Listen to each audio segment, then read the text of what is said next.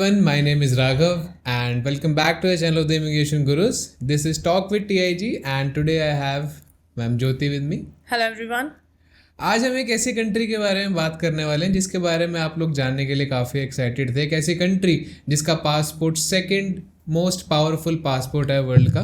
तो वो कंट्री और कोई नहीं, वो कंट्री का नाम है जर्मनी। आज हम जानेंगे कि जर्मनी में आप स्टूडेंट वीज़ा पे कैसे जा सकते हैं, उसके बेनिफिट्स क्या हैं और क्या क्या चीज़ें ऐसी हैं जो उसे बाकी कंट्री से डिफरेंट बनाते हैं। तो मैम, क्या जर्मनी का प्रोसेस बाकी कंट्रियों के जैसे ही रहता है? जर्मनी का प्रोसेस बाकी कंट्रीज़ के कंपैरिजन में थोड़ा सा डिफरेंट है। उसकी रिक्वायरमेंट्स भी थोड़ी सी डिफरेंट है क्योंकि जर्मनी मेनली फोकस करता है 13 इयर्स ऑफ एजुकेशन के ऊपर। ठीक है। और अगर मैं इंडिया की या अदर कंट्रीज़ की बात करूँ तो हमारे यहाँ पे 12 इयर्स ऑफ एजुकेशन होती है। ठीक है। अब वहाँ पर प्रोसेस है कि आप फ्री एजुकेशंस के लिए भी अप्लाई कर सकते हो। अगर आपको किसी पब्लिक फंडेड कॉलेज में आना है तो वहाँ पे एजुकेशन फ्री ऑफ कॉस्ट रहती है, जिसके लिए किसी भी बच्चे को कुछ पे करने की नीड नहीं रहती। जस्ट सिर्फ और सिर्फ एक मिनिमम अमाउंट पे होता है जो उनका ऑफर लेटर की कॉस्टिंग रहती है। ठीक है। और अगर उसके अलावा अगर कोई बच्चा इंग्लिश एजुकेशन के लिए जाना चाहता है, बच्चा वो भी जा सकता है। बट जो बच्चों के लिए मेन यहाँ पे अट्रैक्शन रहता है ना, वो ये रहता है कि आइल्स फिटी की रिक्वायरमेंट नहीं होती जी। एक ऐसी कंट्री में भेज दो जहाँ पे हम रह भी लें, पढ़ भी लें, कमा भी लें और हमें जाने के लिए ज़्यादा मेहनत ना करनी पड़े। ऐसा क्यों है यहाँ पे और क्या उसके कंपैरिजन में जर्मनी में किया गया? देखो, अब कोई कंट्री है, जाहिर सी बात है, अगर वो फ्री एजुकेशन को प्रमोट करती है फॉर इंटरनेशनल स्टूडेंट्स और डोमेस्टिक स्टूडेंट्स के लिए, तो वो इंग्लिश में तो ऑफ़र नहीं कर रहे होंगे। जाहिर सी बात है, वो अपनी ही नेटिव लैंग्वेज में ऑफ़र करेंगे। तो अगर कोई बच्चा वहाँ पे फ्री एजुकेशन के लिए जाना चाहता है, उसके लिए कंडीशन है कि आपको डच आनी चाहिए, या तो आपको पूरी आनी चाहिए, अदरवाइज़ आप चाहो तो वहाँ पर आके भी उसको सीख सकते हो, उसके लिए भी कोई इशू नहीं। बट एजुकेशन आपके लिए फ्री ऑफ कॉस्ट तभी है अगर आपको वहाँ पे डच आती है। अच्छा, पर अगर सब कुछ फ्री ऑफ कॉस्ट है तो हर बंदा क्यों नहीं जाता? देखो, हर बंदा इसलिए नहीं जाता क्योंकि अगर मैं 2023 तक की बात करूँ, लोगों का माइंडसेट बड़ा क्लियर था कि अगर हमने इतने पैसे जर्मनी में लगाने हैं तो उतने पैसे में ही हमारा ऑस्ट्रेलिया, न्यूजीलैंड, यूके वगैरह का हो जाएगा। अब अगर मान लो किसी बच्चे ने फ्री एजुकेशन के लिए जाना है अगर और डच लैंग्वेज के साथ जाना है, उसका जो अप्रॉक्सीमेटली कॉस्ट बैठता है वो नियर अबाउट 90 लाख रुपीज़ के आसपास बैठता है। 90 लाख रुपीज़ में बच्चे के लिए ये हो जाता था, यार मैंने 90 लाख रुपीज़ में मैं यूरोप ही जाऊँ, इतने में तो मैं कनाडा चला जाऊँ। 1 साल का लिविंग एक्सपेंसेस साथ में लेके जा रहा हूँ, 1 साल की फ़ीस पे करके जा रहा हूँ, फिर मेरे को यूरोप जाने की क्या ज़रूरत है? अगर मैं 6 महीने की फ़ीसिस की बात करूँ तो इतना पैसा तो मेरा ऑस्ट्रेलिया या यूके में भी नहीं लगना, जितना पैसा मुझे वहाँ पे करना पड़ेगा। यूएसए में भी इतनी कॉस्टिंग नहीं है। फिर बच्चों का पहले अगर मैं 2023 तक की बात करूँ या 24 से पहले की मैं बात करूँ, बच्चों का रुझान इतना नहीं था। जीआईसी बढ़ने की वजह से, लिमिटेशंस की वजह से, यानी कि उनकी रिक्वायरमेंट्स की वजह से, वर्क अपॉर्चुनिटीज़ थोड़ी सी डाउन होने की वजह से लोगों का रुझान जो आज की तरफ है वो यूरोप की तरफ जा रहे हैं। चाहे वो जर्मनी है, चाहे फ्रांस है, चाहे नीदरलैंड है, बच्चों की प्रेफरेंस रहती है कि हमें वहाँ पे भेज दो। और एक इनके लिए ये भी ड्रॉबैक हो जाता था कि स्पाउस तो जा नहीं सकता, तो मैरिड वाले तो कभी भी प्रेफर नहीं करते थे कि भाई हमें यूरोप भेज दो पढ़ने के लिए। उनका तो माइंडसेट ये क्लियर होता था कि भाई इतने पैसे में तो अगर हमें कोई वर्क वीज़ा पे भेजे तो जाने का बेनिफिट है, स्टडी पे जाने का बेनिफिट नहीं। तो क्या जब बच्चे इंग्लिश में जाना चाहते हैं, जो बच्चा इंग्लिश एजुकेशन लेना चाहता है वहाँ पे, वो बिल्कुल भी उसके लिए कुछ भी फ्री नहीं है वहाँ पे? क्या नहीं, फ्री है बट विद कंडीशन फ्री है। अगर आपके पास 13 ईयर ऑफ एजुकेशन है प्लस आपकी जो परसेंटेज है वो 70% से अबव है, ठीक है, आप उसके बाद फ्री एजुकेशन के लिए जा सकते हैं। अगर बच्चा ये कहता है कि मेरे पास 13 ईयर ऑफ एजुकेशन नहीं है, तो मेरे लिए क्या, उसको 1 साल का फाउंडेशन कोर्स वहाँ पे लगाना पड़ेगा। अगर आप 13 ईयर ऑफ एजुकेशन के साथ जाना चाहते हो, फिर भी आपको इंग्लिश में पढ़ना है, वो भी फ्री ऑफ कॉस्ट पढ़ना है, ठीक है, आपको 6 मंथ का फाउंडेशन तो तब भी पे करना ही पड़ेगा। अच्छा। मतलब ऑन एंड एवरेज अगर मैं वहाँ पे बैचलर्स डिग्री की बात करूँ, वो इंग्लिश वालों के लिए भी 3 से 3.5 साल की है। अगर कोई डच लैंग्वेज के साथ जाता है उसके लिए तो 4 साल की। तो मैम, पूरा प्रोसेस क्या रहता है? अगर एक बच्चे ने आज यहाँ से जर्मनी जाना है, उसके पास 13 इयर्स ऑफ एजुकेशन हम 1 मिनट के लिए मान लेते हैं, तो उसके लिए क्या प्रोसेस रहता है पब्लिक और प्राइवेट दोनों कॉलेजेस के लिए? देखो, अगर आप मान लो प्राइवेट इंस्टीट्यूशंस में जा रहे हो, प्राइवेट इंस्टीट्यूशन में आप एक साइड अपना ऑफर लेटर अप्लाई करो, दूसरी साइड आप अपना APS अप्लाई करो। APS इज़ जस्ट लाइक कि आपकी एक इवेल्युएशन बोर्ड है, ठीक है। जैसे न्यूजीलैंड में अगर मैं बात करूं तो NZQ होता है, ऑस्ट्रेलिया में AQF है, USA में वेस्ट चलता है, कनाडा में वेस्ट और IQAS चलता है, वैसे ही इसमें जर्मनी में APS चलता है। आपकी स्टडी को इवेल्युएट करा जाता है कि वो 13 ईयर्स की बनती है, 12 ईयर्स की बनती है, या कितने टाइम की वो आपकी स्टडीज़ है अगर आप बैचलर्स डिग्री के लिए जाओ। उसकी इवैल्यूएशन होने के बाद बच्चा ऑफर लेटर अप्लाई करता है। मेजॉरिटी में बच्चा, क्योंकि APS के बाद इसलिए अप्लाई होता है मेन कुछ इंस्टीट्यूशंस में, कुछ में तो आप पहले भी अप्लाई कर सकते हो जहाँ पर उनकी कंडीशंस रहती है कि आप आफ्टर 12th अपना अप्लाई कर सकते हो, हमें कोई एडिशनल की रिक्वायरमेंट नहीं है। मेजॉरिटी में आफ्टर APS इसलिए अप्लाई होता है ताकि वो इवैल्यूएट कर पाएँ कि वो 13 ईयर ऑफ एजुकेशन है या नहीं है। जिन बच्चों के ने फ्री एजुकेशन के लिए जाना है उनके लिए तो सिंपल सा प्रोसेस है, आपका APS आएगा आपके पास, ठीक है, आप APS के बाद ही आप एलिजिबल हो पाओगे फ्री एजुकेशन के लिए। मीनवाइल के लिए बच्चा अपना IELTS कर सकता है अगर किसी को इंग्लिश लैंग्वेज के साथ जाना है। अगर कोई कहता है कि मेरे को फ्री एजुकेशन के लिए जाना है तो वो वाले बच्चे डच लैंग्वेज इतने टाइम में सीखते हैं A1 A2 लेवल, क्योंकि इंडिया से ही क्लियर करके जाना पड़ता है। वो वाला लेवल बच्चा इंडिया में इतने टाइम में 2-3 महीने में वो क्लियर करता है। और अप्रॉक्सीमेटली अगर मैं ऑन एंड एवरेज APS की टाइम ड्यूरेशन की बात करूँ तो कुछ के 20 दिन में आ जाते हैं, कुछ के आने में 2-2 महीने का भी टाइम लगता है। उनका कोई स्टैंडर्ड टाइम नहीं है कि वो 20 दिन में हो जाएगा या 2 महीने का टाइम लगेगा, बट हम इसको ऑन एंड एवरेज 2 महीने का प्रोसेस क्लाइंट को बोल के चलते हैं कि इतने में आपका APS होगा। इतने टाइम में अगर आपने इंग्लिश एजुकेशन के लिए जाना है आप अपना IELTS PT करो, अदरवाइज आप अपना डच लैंग्वेज की तैयारी करो। इंग्लिश लैंग्वेज में जाने के लिए भी बच्चों को डच पढ़ना पड़ता है या वो डायरेक्ट भी ऐसे जा सकते हैं? नहीं, बच्चे की अगर परसेंटेज अच्छी है, 70% से ऊपर के स्कोर है बच्चे के, तो वो फ्री एजुकेशन के लिए इंग्लिश में एलिजिबल है पब्लिक इंस्टीट्यूशंस में।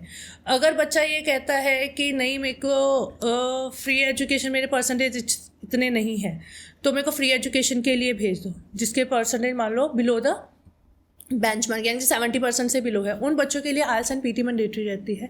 प्लस वो बच्चा फिर फ्री एजुकेशन के लिए एलिजिबल नहीं हो पाता है, उसको फिर वहाँ पे ट्यूशन फीस पे करनी पड़ती है, जो नियर अबाउट 4500 यूरो से लेके, कुछ इंस्टीट्यूशन जो हाई रैंकिंग इंस्टीट्यूशन हैं उनकी फ़ीस 4500 यूरो से लेके 8500 यूरो तक की रहती है। मतलब नियर अबाउट, क्योंकि 100 के आसपास ही इसका रहता है, 90 से अबव ही है यूरो का जो रेट चलता है, तो समवेयर अराउंड आप लगा लो 4 लाख रुपए से लेके 8 लाख रुपए तक की रहती है। अच्छा, तो जिस बच्चे ने अगर डच नहीं सीखनी है, उसके पहले से नंबर अच्छे हैं तो दूसरे वे में जा सकता है। अगर कोई इंग्लिश के थ्रू जाना चाहता है तो वो अपने इंग्लिश का टेस्ट वगैरह दे के फुलफिल करके अपनी रिक्वायरमेंट जा सकता है। बिल्कुल जा सकता है, बट राघव कोई ऐसी कंट्री जहाँ पर उनकी नेटिव लैंग्वेज कोई और है, वहाँ पर उस लैंग्वेज को सीखने का और उस लैंग्वेज के साथ जाने का ज़्यादा बेनिफिट है। इट्स जस्ट लाइक कि रिसेंटली कनाडा में क्या हुआ, क्यूबिक में क्योंकि फ्रेंच को ज़्यादा इंपॉर्टेंस दी जाती है, पहले जितने भी वहाँ पे बोर्ड साइंस होते थे वो इंग्लिश एंड फ्रेंच दोनों में होते थे। अब उन्होंने फ्रेंच को ज़्यादा इंपॉर्टेंस देने के लिए क्या कर दिया, सारे रोड साइंस सारे के सारे फ्रेंच में कर दिए। दैट मीन्स कि अगर आपको फ्रेंच नहीं आती है तो आपके लिए उन साइंस को स्टडी कर पाना बहुत मुश्किल है। That is the same happen with the Germany. अगर आपको डच नहीं आती है तो आप कहीं ना कहीं पर वहाँ के लोकल लोगों के साथ आप बात नहीं कर पाओगे। बट ये एक बड़ा अच्छा इनिशिएटिव है, मुझे फ्रेंच वालों को काफ़ी अच्छा लगा है कि वो अपनी लैंग्वेज एटलीस्ट बचा रहे हैं। आज की डेट में सभी जगह इंग्लिश ही ओवरटेक कर रही है, तो अपनी लैंग्वेज बचाने का ये अच्छा तरीका है एक तरह से देखा जाए तो। और अगर हम फ्री एजुकेशन की बात करते हैं तो वो लोग भी तो यही कर रहे हैं ना, लोगों में अपनी लैंग्वेज ही बांट रहे हैं एक तरह से। डेफिनेटली मुझे याद है जब हमने 2014 में जर्मनी का पहला केस करा था, वो लड़की पब्लिक हेल्थ के कोर्स के लिए गई थी, ठीक है। उस टाइम के ऊपर भी सेम था, क्योंकि जर्मनी की जब भी फाइल्स रेडी होती है हमेशा 2 फाइल्स रेडी होती है, एक इंग्लिश में रेडी होती है, एक हमें पूरा का पूरा ट्रांसलेशन के साथ करवाना पड़ता है, ठीक है। दो तरह से इसकी फाइल्स रेडी होती है। अब जिन बच्चों के लिए फ्री एजुकेशन में जाना है उनको तो पता है कि ठीक है मेरे को तो वहाँ की लैंग्वेज सीखनी है, मेरे को तो डच सीखनी ही सीखनी है। अगर मेरे को कस्टमर डीलिंग में जाना है, अगर आप इंग्लिश के साथ जा रहे हो वहाँ पर आपके लिए बाउंडेड हो जाओगे। आपको 6 महीने के बाद, मैक्सिमम 6 महीने के बाद आपको ये समझ में आ जाएगा भाई मैं इस कंट्री में सर्वाइव नहीं कर सकता जब तक मुझे डच लैंग्वेज की नॉलेज नहीं। जब तक आपको वहाँ पर ग्रीट भी कैसे किया जाता है आपको नहीं पता है, आप कैसे किसी के साथ कम्युनिकेट कर पाओ। क्योंकि जाहिर सी बात है अगर किसी की अपनी नेटिव लैंग्वेज कुछ दूसरी है अपार्ट फ्रॉम हिंदी और इंग्लिश, ठीक है ना। इंडिया में हम मेजॉरिटी में अभी अगर हम देखें तो डिफरेंट डिफरेंट स्टेट्स में डिफरेंट लैंग्वेजेस बोली जाती है, बट ज़्यादातर लोगों को हिंदी समझ में आती है क्योंकि हमारी वो नेशनल लैंग्वेज आ जाती है। Same happen with the Germany की जो नेशनल लैंग्वेज है that is a Dutch. Majority of people जो है इंटरनेशनल्स को छोड़ के जो वहाँ के लोकल कम्युनिटी वाले लोग हैं वो लोग डच लैंग्वेज में बात करना प्रेफर करते हैं क्योंकि वो अपनी लैंग्वेज को इंपॉर्टेंस देते हैं। अपनी लैंग्वेज को इंपॉर्टेंस देने की वजह से ही उन्होंने वहाँ पर फ्री एजुकेशन को चलाया है कि कोई भी अगर इंटरनेशनल स्टूडेंट्स यहाँ पर आके हमारी कंट्री में रह के फ्री एजुकेशन लेना चाहता है तो सिंपल सी कंडीशन है, आपको डच आनी चाहिए। तो मैम जो हमारा एपीएस जाता है सबसे पहले, एपीएस की कुछ फीस भी रहती है? डेफिनेटली एपीएस की फ़ीस समवेयर अराउंड 18,000 रुपये के आसपास रहती है। वो डिफरेंट कंट्रीज़ के अकॉर्डिंगली हो सकता है, बट हाँ इंडियंस के लिए वो 18,000 रुपीज़ के आसपास जाता है। अगर मान चलिए आपने कहा कि वो एक तरह से एलिजिबिलिटी चेक करता है, बच्चा आ सकता है नहीं आ सकता, अगर 1 मिनट के लिए वो रिजेक्ट कर देते हैं बच्चे को, तो क्या ये फीस रिफंडेबल रहेगी? ये फ़ीस रिफंडेबल रहती है क्योंकि अगर मान लो वहाँ की बोर्ड ने ये बोल दिया है कि ये बच्चा एलिजिबल नहीं है, ठीक है, तो या तो उनको रीज़न देना पड़ेगा कि वो किस चीज़ के लिए एलिजिबल नहीं है। अगर तो मान लो किसी बच्चे ने कोई फॉल्स डॉक्यूमेंटेशंस लगाए हैं, उस केस में हम कह सकते हैं कि शायद उस बच्चे की फ़ीस वापस ना आए, ठीक है। बट ये फ़ीस उन केसेस में रिफंडेबल रहती है अगर मान लो वो बच्चा सारी तरह से वो रिक्वायरमेंट मीट कर रहा है, फिर भी एपीएस अथॉरिटी की तरफ से कोई गलती हो जाए उसकी एजुकेशन को इवेलुएट करने के लिए। फॉर एग्जांपल आप +2 के स्टूडेंट, ठीक है, हमने +2 सीबीएसई बोर्ड से करी है, आपका डिजी लॉकर होगा या फिर आप वैसे तो आप सीबीएसई की साइट के ऊपर जाके बच्चे की डिटेल्स वगैरह डालोगे, उसकी जो वो बच्चे के आईडी कार्ड्स होते हैं जो उनको एग्ज़ाम्स के टाइम में मिलते हैं, आप उसकी डिटेल्स डालोगे वो निकल आएंगे, ठीक है। अदरवाइज डिजी लॉकर, अगर डिजी लॉकर आपके डॉक्यूमेंटेशंस को वेरीफाई नहीं कर पाते हैं, उनको उस केस में ये लगता है कि ये बच्चे के डॉक्यूमेंटेशन फ्रॉडलैंड डॉक्यूमेंटेशन है, उस केस में फ़ीस रिफंड नहीं होगी क्योंकि उस केस में आप उनको फ्रॉड डॉक्यूमेंटेशन दे रहे हैं।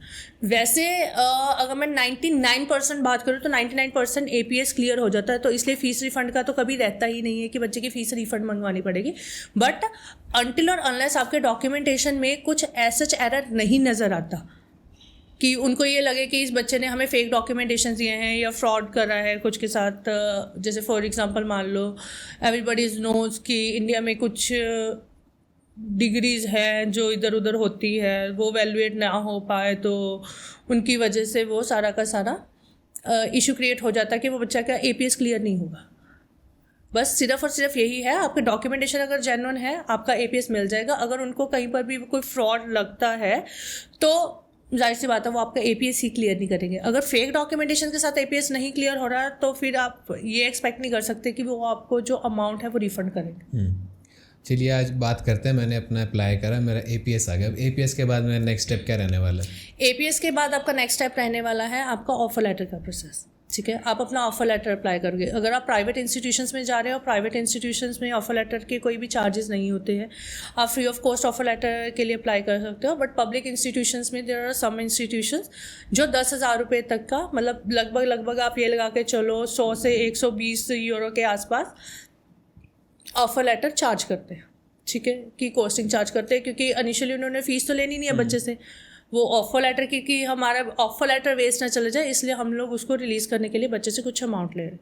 बच्चे ने अपना ऑफर लेटर लिया, बच्चे ने अपना ब्लॉक अकाउंट पे करा, ठीक है, अपना फ़ीस पे करी, उसके बाद बच्चा अपना लॉजमेंट के प्रोसेस की तरफ चला जाता है। उसका एपीएस वगैरह हो गया, सब कुछ हो गया। अगर कोई बच्चा लैंग्वेज कोर्स के साथ जा रहा है तो उसको अपना A1 A2 सर्टिफिकेशन साथ में देना पड़ेगा, प्लस उसकी ऑफर लेटर के ऊपर लिखा जाता है कि ये बच्चा 1 साल यहाँ पर आके हमारी लैंग्वेज सीखेगा, उसके बाद ये इस कोर्स के लिए जाएगा या उसका कोई भी अदर अल्टरनेट कोर्स है जो भी बच्चा अप्लाई कर रहा है वो उसके लिए एलिजिबल है, वो उस हिसाब से रहेगा। एक आपने बात करी ब्लॉक अकाउंट की, ब्लॉक अकाउंट क्या है, उसे क्यों खुलवाना है और उसके अंदर कितना पैसा रखना है बच्चे को? देखो, block account is just like कि जैसे कनाडा में GIC जाता है, न्यूजीलैंड में FTS पे होता है, वैसे ही जर्मनी में एक ब्लॉक अकाउंट ओपन होता है जिसकी समवेयर अराउंड 12,000 यूरो के आसपास रहती है, जो बच्चे का एक तरह से लिविंग एक्सपेंस है जो विद इन अ ईयर बच्चे को वापस मिल जाता है।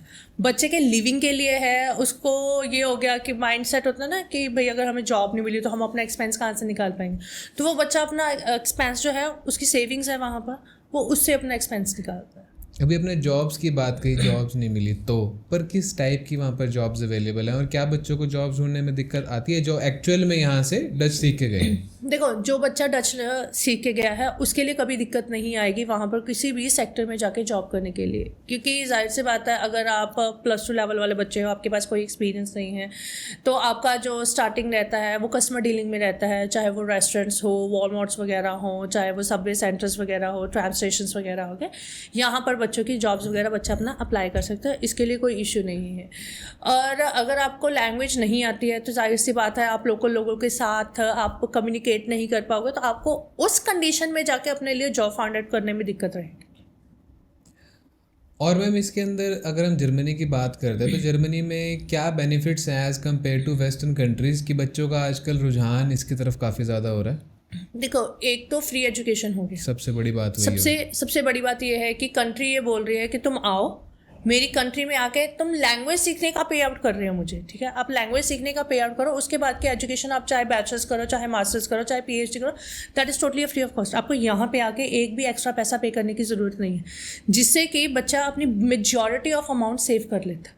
फॉर एग्जाम्पल, अगर मैं ये लगा के चलूँ कि मेरे को USA में जाना है फॉर अ बैचलर्स डिग्री के लिए जाना है, जिसकी कोचिंग मेरे को लगभग अगर मैं नाना करते हुए भी बात करूँ तो 40 से 60 लाख रुपए के आसपास में आ जाती है 3 से 4 साल की अगर बैचलर्स डिग्री करनी।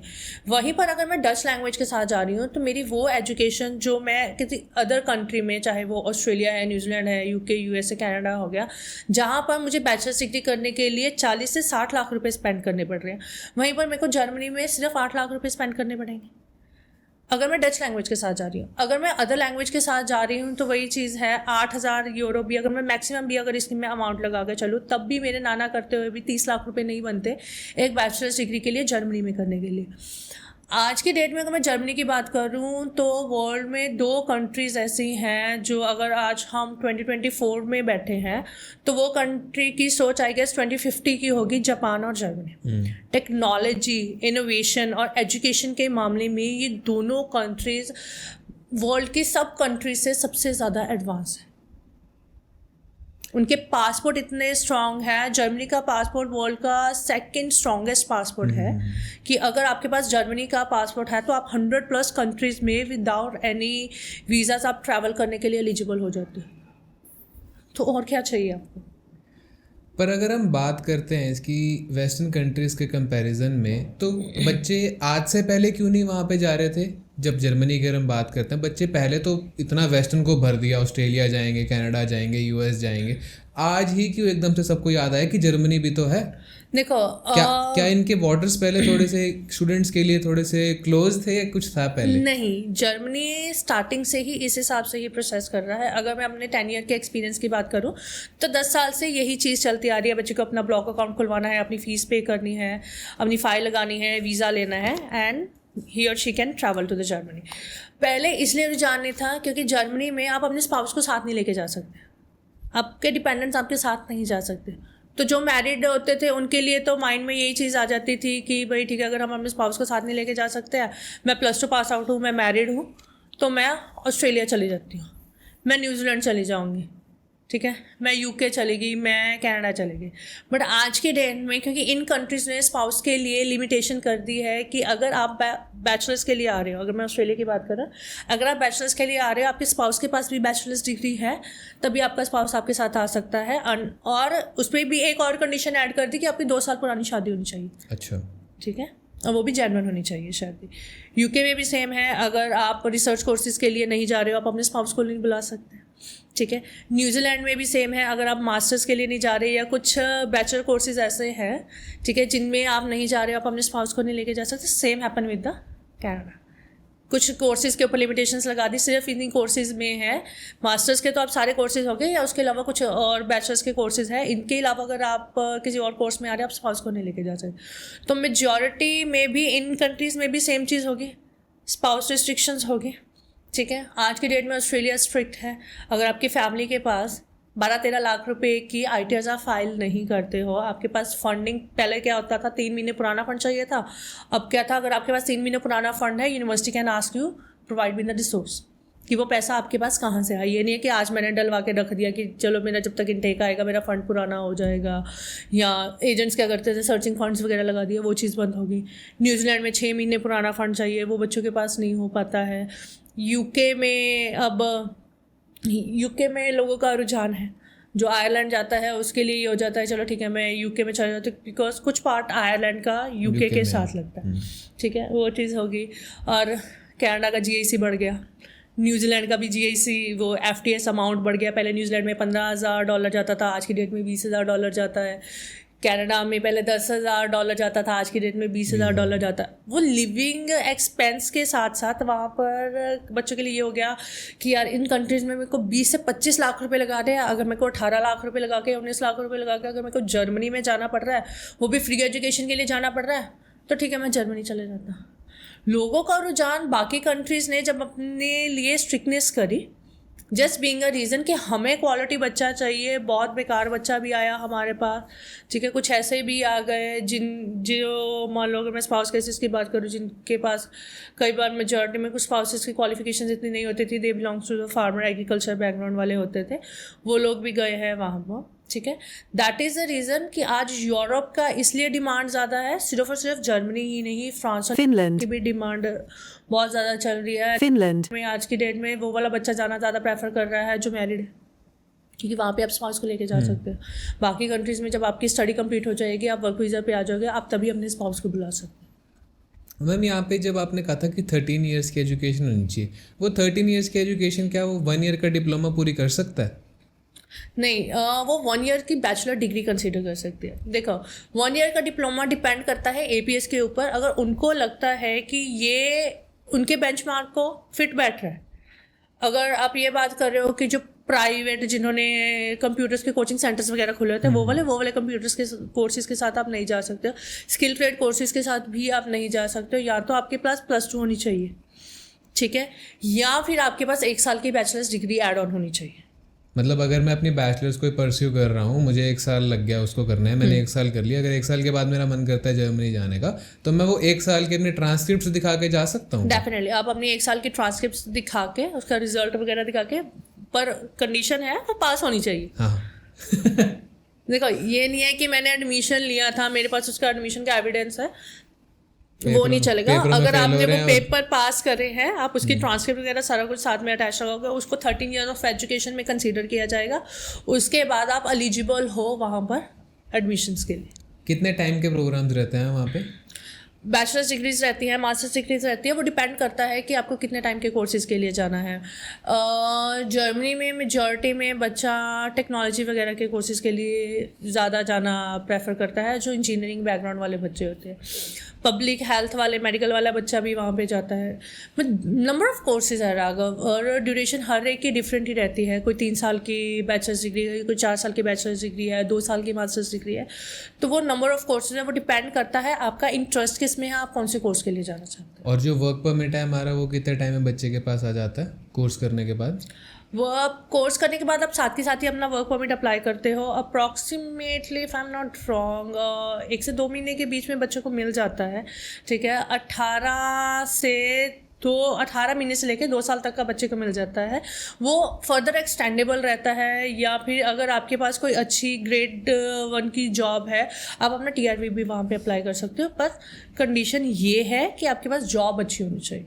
तो जो हमारा वर्क परमिट है उसमें हम सिर्फ और सिर्फ जर्मनी में काम कर सकते हैं, पूरे यूरोप में काम कर सकते हैं? आपके पास देखो, आपके पास वीज़ा है, वैसे तो अगर आप जर्मनी में ही काम करो तो ज़्यादा बेटर है, क्योंकि आपके पास वर्क परमिट है। वर्क परमिट में अगर आपको ये लगता है कि मेरे को किसी अदर कंट्री में जाके काम करना चाहिए, आप अदर कंट्री में जाके काम कर सकते हैं। बट अगर इन फ्यूचर आपको ये माइंड में है कि मेरे को वहीं पर आके ही अपनी रेजिडेंसी या TRV अप्लाई करना है, तो आपको जर्मनी में ही काम करना चाहिए। एडवाइस ये है कि जर्मनी में करना चाहिए, बट आप वर्क परमिट पूरे कंट्री में कर सकते हैं। क्योंकि आपके पास 100+ कंट्रीज़ के लिए आपकी परमिशंस रहती है, आप यूरोप में कहीं पर भी जाके कर सकते हो, तो वो आपके ऊपर, आप जहाँ पे जाके करना चाहते हो वहाँ पे कर सकते हो।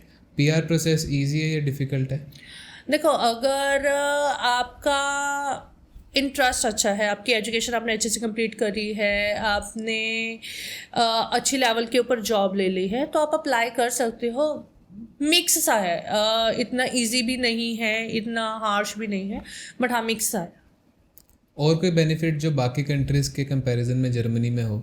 देखो, बेनिफिट्स के लिए अगर मैं बात करूँ तो बच्चा एक तो अपना बहुत ज़्यादा मेजॉरिटी ऑफ अमाउंट का मनी सेव कर सकता है, ठीक है। जर्मनी जैसी कंट्री से अगर आपने कोई एक्सपीरियंस गेन करा है, वो आप ऑल ओवर वर्ल्ड कहीं पर भी चले जाओ, अगर आपके पास जर्मनी से सीखी गई एजुकेशन और वहाँ से लिया गया एक्सपीरियंस है, पीपल नो कि आपके पास आज की डेट से 15-20 साल एडवांस सारा कुछ है, एक्सपीरियंस भी और स्टडी भी। सोच में भी फ़र्क पड़ता है, बहुत फ़र्क पड़ता है, लोगों की मेंटालिटी पूरी की पूरी चेंज हो जाती है।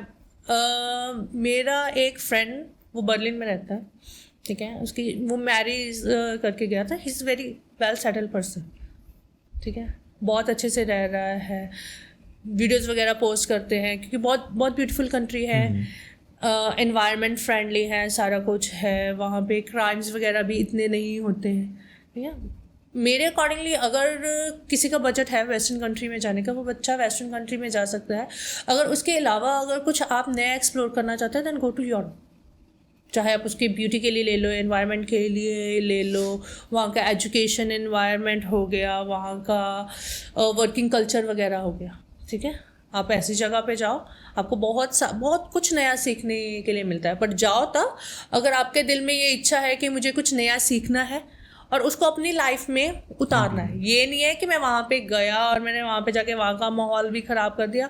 वो सिस्टम के लिए तो बिल्कुल भी मत जाओ। मैं कभी नहीं इनकरेज करती किसी को कि आप उस चीज़ों के लिए जाओ तब अगर आपको ये है कि मैंने वहाँ से कुछ सीख के अपनी लाइफ में उसको लेके आना है। So before we sum up this video में एक बात, टोटल एक्सपेंस बताओ कि अगर बच्चे ने फ्री एजुकेशन के लिए जाना है तो उसका कितना एक्सपेंस आ सकता है, अगर वो इंग्लिश के साथ जाना चाहता है फीस पे करके तो उसका कितना एक्सपेंस आ सकता है? देखो राघव, अगर कोई बच्चा चाहे वो इंग्लिश के लिए जा रहा है चाहे वो डच लैंग्वेज के साथ जा रहा है, ब्लॉक अकाउंट तो फिक्स है कि उसको 12,000 यूरो को पे करना है। समवेयर अराउंड उसको 12 लाख रुपए लगा लेते हैं, क्योंकि 90 से अबव चलता है, वो फ्लक्चुएशंस रहती हैं, सो हम उसको 12 लाख रुपए लगा लेते हैं। अगर आप इंग्लिश के साथ जा रहे हो, ठीक है, फ्री एजुकेशन नहीं, पेड एजुकेशन के साथ जा रहे हैं, it's totally depend upon two your course कि वो 4.5 लाख रुपए भी आ सकते हैं, 8.5 लाख रुपए भी आ सकते हैं। तो इसलिए हम इंग्लिश वाले को वेरिएंट नहीं कर सकते। इंग्लिश वाले का हम ये बोल सकते हैं कि 16 लाख रुपए से लेके 20 लाख रुपए के बीच में रहेगा, बट उसको हर साल में जितनी वो फर्स्ट ईयर में फ़ीस पे करके जाएगा, उसको नेक्स्ट ईयर्स में भी उतना ही फ़ीस अमाउंट जो है वो पे करना पड़ेगा। अगर मैं डच लैंग्वेज के साथ बात कर रही हूँ तो डच लैंग्वेज के साथ आप 19 लाख का एक्सपेंस लगा सकते हो, जिसमें बच्चे का सारा कुछ कवर हो जाता है। चाहे वो बच्चे का APS हो गया, चाहे वो बच्चे की ऑफर लेटर की कोचिंग होगी, चाहे वो बच्चे ने वहाँ पे जाके जो लैंग्वेज कोर्सेज सीखने हैं वो चीज़ होगी। उसमें 1 साल ज़रूर बच्चा एक्स्ट्रा स्पेंड कर रहा है वहाँ की लैंग्वेज सीखने, but that is a worth it. आप एक कंट्री में जाके वहाँ की लैंग्वेज को सीख रहे हो, उसको सीखने के बाद आपके पास अपॉर्चुनिटीज़ अच्छी है। अगर आप डिग्री के लिए, अच्छी डिग्री के लिए जा रहे हो और आपको वहाँ की लैंग्वेज आती है, तो आप ये कहोगे कि भाई मैं तो स्वर्ग में आ गया, ठीक है, कि मेरा इतना पैसा भी नहीं लगा, बट मैंने जितना मैंने लगाया वो मैंने अपना ड्यूरिंग द स्टडी जो मैंने जॉब करी, क्योंकि मैंने तो 18 लाख रुपए तो पहले साल में लगाया, बाकी के 3 साल में अगर मैंने उसको स्टडी करना है तो वो तो मेरी फ्री है। मुझे सिर्फ और सिर्फ अपना लिविंग ही तो निकालना है। बच्चा लिविंग से ज़्यादा ही वहाँ पे अर्न कर लेता है। तो वो बच्चों के लिए बेटर हो जाता है कि बच्चा अपना मेजॉरिटी ऑफ अमाउंट वहाँ पर 3 साल के अंदर निकाल लेते हैं जो उन्होंने लगाया। All right, so that's all for today. Thank you so much, ma'am, for joining. Thank you everyone who is watching this video. Do comment us on the video whatever you want to see the next, and thank you so much for joining.